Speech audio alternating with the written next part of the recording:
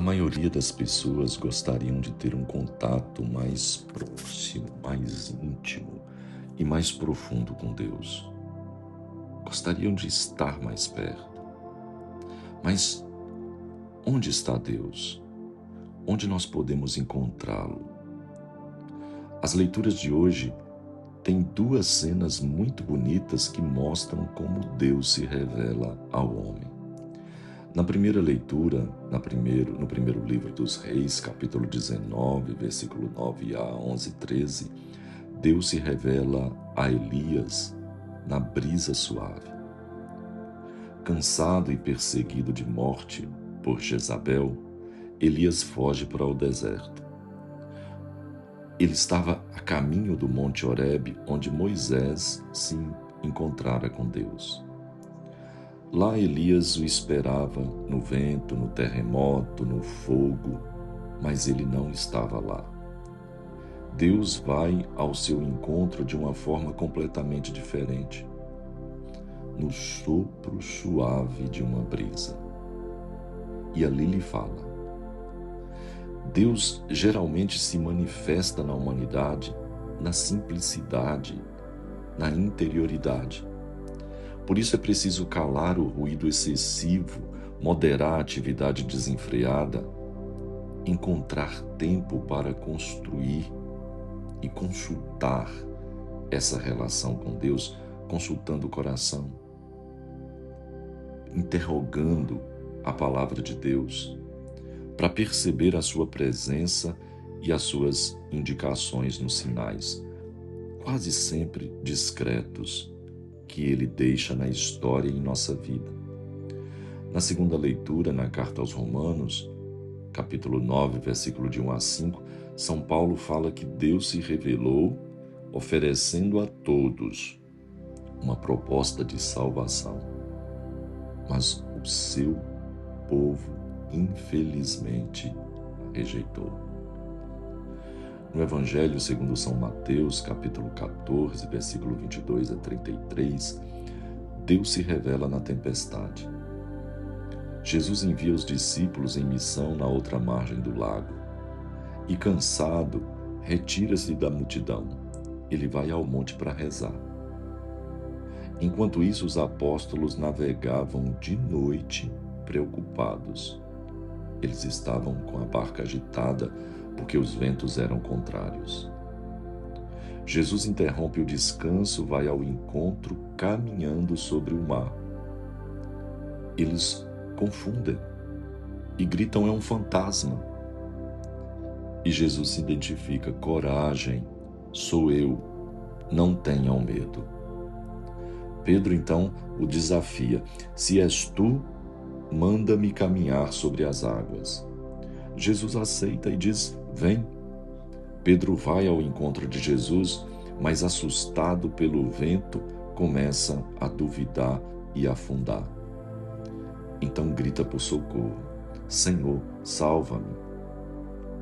Jesus antes estende a mão e depois o questiona: por que duvidastes, homem de pouca fé? Jesus entra na barca e a tempestade se acalma.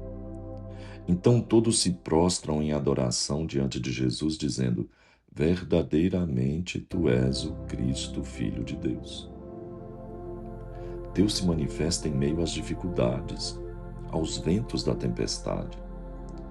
Enquanto Jesus está em diálogo com o Pai, os discípulos estão sozinhos em viagem pelo lago. Essa viagem, no entanto, não é fácil e serena. É de noite. O barco é açoitado pelas ondas e navega dificilmente com vento contrário. Os discípulos eles estão inquietos e preocupados, pois Jesus não está com eles. Meu irmão, minha irmã, esse barco é a igreja, é a comunidade cristã. A noite representa as trevas, a escuridão, a confusão, a insegurança, em que tantas vezes navegam através da história os discípulos de Jesus, sem saberem exatamente que caminhos percorrer nem para onde ir. As ondas representam a hostilidade do mundo que bate continuamente contra o barco em que viajam os discípulos. Os ventos contrários representam as resistências ao projeto de Jesus.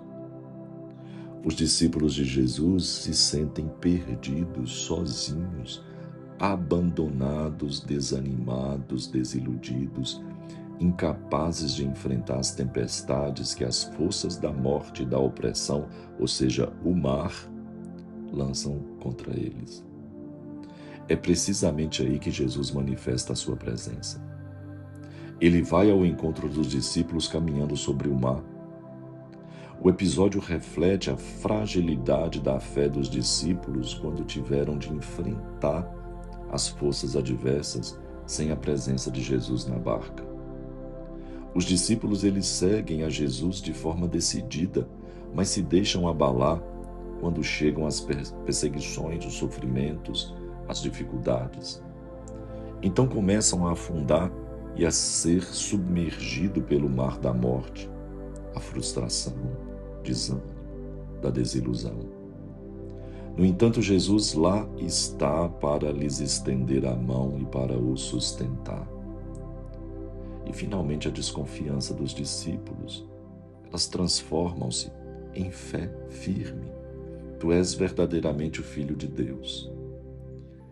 Esse texto é uma catequese sobre a caminhada da comunidade de Jesus enviada à outra margem, para convidar todos para o banquete do reino e a oferecer-lhes o alimento que Deus mata, a fome. Essa fome de vida, essa fome de felicidade dos seus filhos. A caminhada não é um caminho fácil. A comunidade, o barco, dos discípulos devem abrir caminho através de um mar de dificuldades, pela hostilidade dos adversários do reino e pela recusa do mundo em acolher os projetos de Jesus. Os discípulos devem estar conscientes da presença de Jesus. O fantasma do medo desvanece e as crises de fé são superadas. Isso acontece quando aceitamos a presença de Deus em nossas vidas, na nossa vida pessoal e na nossa vida comunitária. Ele continua a garantir coragem, sou eu, não tenhais medo. Meu irmão, minha irmã, hoje celebramos o Dia dos Pais. Os pais também não estão isentos de tempestades que se formam dentro e fora da família. Nesses momentos em que possamos ter a sensação de afundar no mar, nesse mar de frustração, de desânimo, possam perceber essa presença de Cristo que vem ao seu encontro com palavras de esperança. Coragem, sou eu, não tenhais medo. Quando Cristo entrar na barca, o vento e as ondas param e volta a tranquilidade e volta a paz. Louvado seja nosso Senhor Jesus Cristo, para sempre seja louvado, e abençoe-vos o Deus onipotente, o Pai, o Filho e o Espírito Santo, e permaneça para sempre. Fique em paz e até o nosso próximo encontro, meditando